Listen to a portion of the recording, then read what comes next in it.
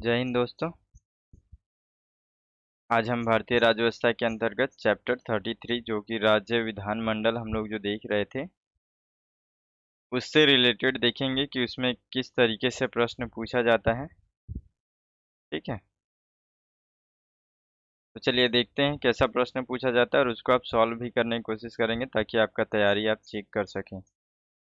देखिए, हमारा पहला प्रश्न है, भारत में राज्य विधानसभाओं का उच्च सदन कौन सा है। ठीक है, ये देखिए बीपीएससी 2001 और एसएससी 2011 में पूछा गया प्रश्न है। ऑप्शन ए है विधान पालिका परिषद, बी राज्यपाल का कार्यालय, सी विधान पालिका समिति। देखिए क्या है ना, वर्ड इधर उधर होते रहता है क्योंकि वर्ड जो है वो लोग जानबूझ करके कंफ्यूजन के लिए करते हैं। ठीक है, विधानसभा भी बोल सकते हैं, विधान पालिका भी बोलते हैं, तो ऐसे वर्ड है केवल, उसमें कंफ्यूजन नहीं होना है। ऑप्शन डी है इनमें से कोई नहीं। ठीक है, देखिए अगला प्रश्न है, सामान्यतः विधानमंडल के ऊपरी सदन के सदस्यों की कुल संख्या निचले सदन की कुल संख्या की। ऑप्शन ए 1/4 होनी चाहिए, बी 1/3 होनी चाहिए, सी 1/5 होनी चाहिए या फिर आधी होनी चाहिए, डी। तो ये सब चीज़ हम लोग अच्छे से पढ़े थे, है ना।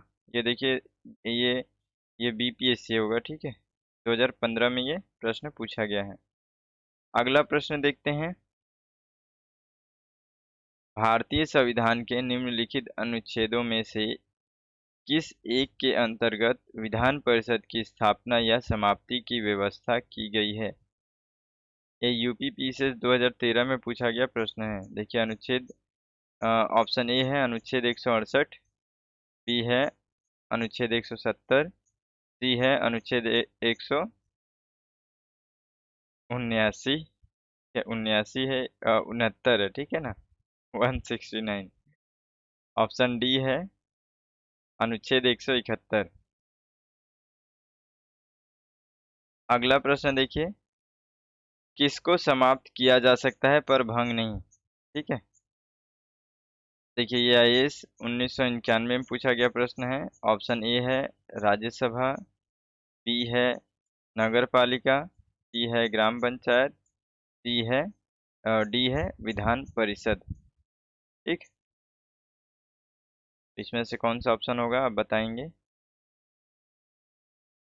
देखिए अगला प्रश्न है, भारतीय संविधान के निम्नलिखित अनुच्छेदों में कौन राज्य की विधानसभाओं के निर्वाचन का प्रावधान करता है। ठीक है, ये बीपीएससी 1995 और एसएससी 2011 में पूछा गया प्रश्न है। ये ऑप्शन ए है अनुच्छेद 170, बी है अनुच्छेद 176, सी है इनमें से कोई नहीं और डी है अनुच्छेद 178। इसमें अनुच्छेद देखो आपको बार बार पूछा जा रहा है, इसलिए अनुच्छेद थोड़ा सा आप ध्यान में रखेंगे चैप्टर का। अगला प्रश्न है, भारत के किसी राज्य की विधानसभा में अधिकतम कितने सदस्य हो सकते हैं। यूपीपीसीएस 2014 में यह पूछा गया प्रश्न है। ऑप्शन ए है 400, बी है 450, सी है 500 और डी है 550। अगला प्रश्न देखते हैं, विधानसभा का सदस्य बनने के लिए न्यूनतम आयु कितनी होना आवश्यक है। ठीक है, ये एसएससी 2019 में पूछा गया प्रश्न है। ऑप्शन ए है 42 साल, बी है 25 साल, सी है 32 साल और डी है 20 साल। ठीक है, अगला प्रश्न देखते हैं, विधानसभा अध्यक्ष अपना त्यागपत्र किसको देता है। ये आईएएस 1989 और बीपीएससी 1995 में पूछा गया प्रश्न है। ऑप्शन ए है राज्यपाल, बी है मुख्यमंत्री, सी है ग्राम पंचायत, डी है विधानसभा उपाध्यक्ष। ठीक है, देखिए अगला प्रश्न देखते हैं इसमें, राज्य की विधानसभा के सत्रावसान के आदेश किसके द्वारा दिए जाते हैं। ये एमपीपीसीएस 2004 में पूछा गया प्रश्न है। ऑप्शन ए है राज्यपाल, बी है विधानसभा अध्यक्ष, सी है मुख्यमंत्री, डी है वित्त मंत्री।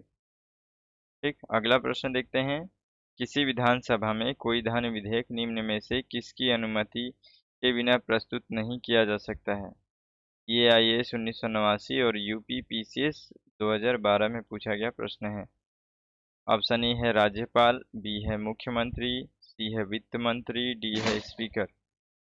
तो इस तरीके से जो ये चैप्टर हम लोग पढ़े थे उसका हम लोग क्वेश्चन एनालिसिस किए हैं। इससे हम लोग समझ सकते हैं कि किस तरीके से पढ़ना है। और आप सारे प्रश्न को यदि हल कर रहे हैं तो आप बहुत बढ़िया है, बहुत अच्छा है। आप कॉन्फिडेंस से रहिए और आगे अगला चैप्टर देख सकते हैं। लेकिन ये जो लोग भी अगर सॉल्व नहीं कर पा रहे हैं, क्वेश्चन पढ़ते के साथ तुरंत आंसर अगर वो लोग नहीं दे पा रहे हैं, वो लोग फिर से एक दो बार चैप्टर को पढ़ सकते हैं। ठीक है, तो आज के लिए इतना ही। फिर अगले वीडियो में मिलेंगे, तब तक के लिए जय हिंद।